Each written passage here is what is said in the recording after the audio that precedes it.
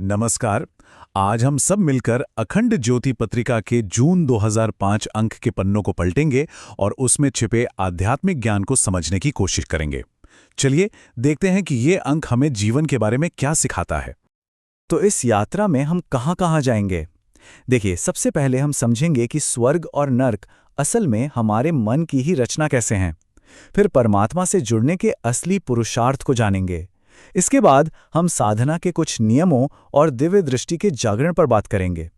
फिर इंद्रियों से भी आगे के ज्ञान को छुएंगे और अंत में शिकायतों से मुक्त होकर जीवन जीने की कला सीखते हुए इस अंक के निष्कर्ष तक पहुंचेंगे। तो चलिए, हमारा पहला पड़ाव है स्वर्ग और नरक। अक्सर हम इन्हें कहीं दूर की जगह समझते हैं, है ना? पर ये अंक हमें बताता है कि हमारी बाहरी दुनिया हमारे अंदर के जगत की ही एक परछाई है, एक प्रोजेक्शन है। इस बात को बाबा फरीद ने कितने सुंदर शब्दों में कहा है। वो कहते हैं, हम ही स्वर्ग हैं और हम ही नरक हैं।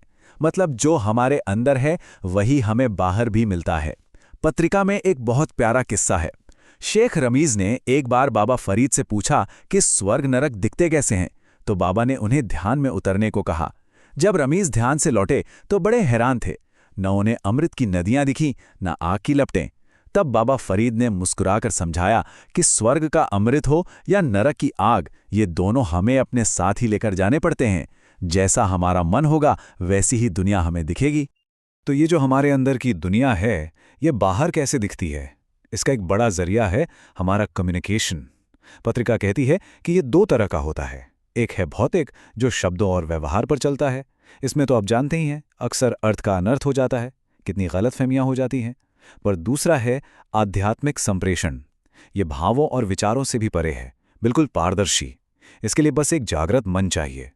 और आज के ज़माने में, जहां लोग एक दूसरे के प्रति उतने संवेदनशील नहीं रहे, इस गहरे आध्यात्मिक जुड़ाव की ज़रूरत तो और भी बढ़ गई है। अब हम आगे बढ़ते हैं और बात करते हैं इंसान के जीवन के सबसे ऊंचे, सबसे पवित्र प्रयास की, परमात्मा से योग का पुरुषार्थ। इसका सरल सा मतलब है अपनी आत्मा को उस परम आत्मा से जोड़ना। और यह तभी हो सकता है जब हम अपनी छोटी छोटी स्वार्थ भरी इच्छाओं को छोड़ना सीखें। तो ये परम पुरुषार्थ आखिर है क्या? सुनने में थोड़ा भारी शब्द लगता है ना? पर पत्रिका इसे बहुत ही आसान तरीके से समझाती है।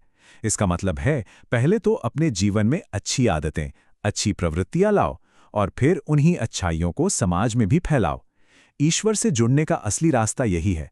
ये सिर्फ पूजा पाठ तक सीमित नहीं है, बल्कि जब हम अपने काम में, अपने स्वभाव में ऊंचे आदर्शों को उतारते हैं और दूसरों की भलाई के लिए काम करते हैं, तब असल में हम परमात्मा से जुड़ते हैं। इस पुरुषार्थ का सबसे बड़ा उदाहरण हमें भगवान बुद्ध के जीवन में मिलता है। जब सिद्धार्थ बुद्धत्व पाने वाले थे, तो मार नाम की एक बुरी शक्ति ने उन पर हमला किया, उन्हें डराने की कोशिश की। जब डर से बात नहीं बनी, तो मार की 3 बेटियों ने, जो सत्व, रज और तम गुणों का प्रतीक थीं, उन्हें लुभाने की कोशिश की। पर सिद्धार्थ हिले नहीं। वो बस एक साक्षी की तरह, एक देखने वाले की तरह तटस्थ भाव से सब कुछ देखते रहे। और यही साक्षी भाव, यही न्यूट्रलिटी उन्हें मोह और क्रोध से पार ले गई और वे परम समाधि को पाकर बुद्ध बन गए। अच्छा, अब तक हमने ऊंचे विचारों की बात की। चलिए अब कुछ व्यवहारिक बातों पर आते हैं। साधना के क्या नियम हैं और दिव्य दृष्टि कैसे जागती है?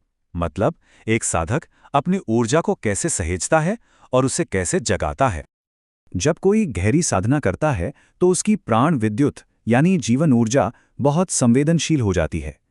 उसे बचाने के लिए कुछ नियम बताए गए हैं, जैसे दूसरों के स्पर्श से बचना, कम बोलना, दूसरों के साथ बैठकर भोजन न करना या उनके कपड़े इस्तेमाल न करना। ये नियम सुनने में शायद थोड़े कठोर लगें, पर इनके पीछे का विज्ञान ये है कि ये साधक की ऊर्जा को बाहर बिखरने से रोकते हैं और उसे अपने भीतर एकाग्र करने में मदद करते हैं। और जब ये ऊर्जा भीतर सहेजी जाती है, तब उसे जगाने का काम शुरू होता है। इसका एक बहुत बड़ा केंद्र है हमारा आज्ञा चक्र, जिसे हम थर्ड आई या तीसरा नेत्र भी कहते हैं। ये हमारी दोनों भौहों के बीच होता है। माना जाता है कि यहीं से दिव्य दृष्टि जागती है। गायत्री साधना जैसी पद्धतियां इसी चक्र को सक्रिय करने में मदद करती हैं, जिससे इंसान को स्थूल आंखों से परे देखने की क्षमता मिल सकती है। चलिए अब अपने ज्ञान के दायरे को और फैलाते हैं और उस दुनिया में चलते हैं जो हमारी 5 इंद्रियों की पकड़ से बाहर है। यहां हम बात करेंगे ब्रह्मांड की ऊर्जाओं और हमारी छठी इंद्रिय यानी सिक्स्थ सेंस के रहस्यों की। पत्रिका हमें चिकित्सा, ज्योतिष और आयुर्वेद का एक बड़ा ही दिलचस्प कनेक्शन दिखाती है। ये बताती है कि कैसे आसमान के ग्रह हमारे शरीर के वात, पित्त और कफ को प्रभावित करते हैं। जैसे देखिए, सूर्य की प्रकृति पित्त यानी अग्नि वाली है। अगर कुंडली में सूर्य ठीक ना हो तो दिल की बीमारी या त्वचा की समस्या हो सकती है। इसी तरह शनि वात प्रकृति का है और वो थकान या लकवा जैसे रोगों से जुड़ा है। यह दिखाता है कि हमारा शरीर इस ब्रह्मांड से कितना गहरा जुड़ा हुआ है। और फिर एक बहुत ही मजेदार सवाल उठता है, क्या हम भी जानवरों की तरह अपनी छठी इंद्री को जगा सकते हैं? जवाब है हाँ, बिल्कुल। हम सब ने सुना है कि कैसे सुनामी आने से पहले जानवर अजीब हरकतें करने लगते हैं, सुरक्षित जगहों पर भाग जाते हैं। ये उनकी विकसित छठी इंद्री का ही कमाल है। असल में ये शक्ति हम इंसानों में भी है, बस सोई हुई है। साधना से और प्रकृति के करीब रहकर इसे दोबारा जगाया जा सकता है। और अब हम आते हैं इस अंक के सबसे व्यावहारिक और शायद सबसे जरूरी सबक पर, शिकवों से मुक्ति। मतलब अपने जीवन को शिकायतों और शर्तों के बोझ से आजाद कैसे करें। ये बात कितनी सच्ची है ना कि शिकायतें और शर्तें कांटों की तरह होती हैं, जो हमारी कोमल भावनाओं को, हमारी संवेदनाओं को मुरझा देती हैं। जिस इंसान को हर बात में शिकायत करने की आदत हो जाती है, वो असल में अपने ही चारों तरफ एक जेल बना लेता है। फिर बाहर की परिस्थितियां कितनी भी अच्छी क्यों ना हो जाएं, उसे कभी शांति नहीं मिलती, क्योंकि उसका मन तो बस कमियां ढूंढने में ही लगा रहता है। तो इस पूरे अंक का सार क्या है? आखिर में हम घूम फिरकर वही आ जाते हैं जहां से हमने शुरू किया था। भीतर स्वर्ग है तो बाहर भी स्वर्ग है। अखंड ज्योति का ये अंक हमें यही याद दिलाता है कि हमारी बाहरी दुनिया सिर्फ हमारे अंदर का आईना है। चाहे स्वर्ग नरक की बात हो, भगवान से जुड़ने का रास्ता हो या शिकायतों से छुटकारा, हर ताले की चाबी हमारे अंदर ही है। बस हमें अपने भीतर शांति और सुंदरता को गढ़ना है।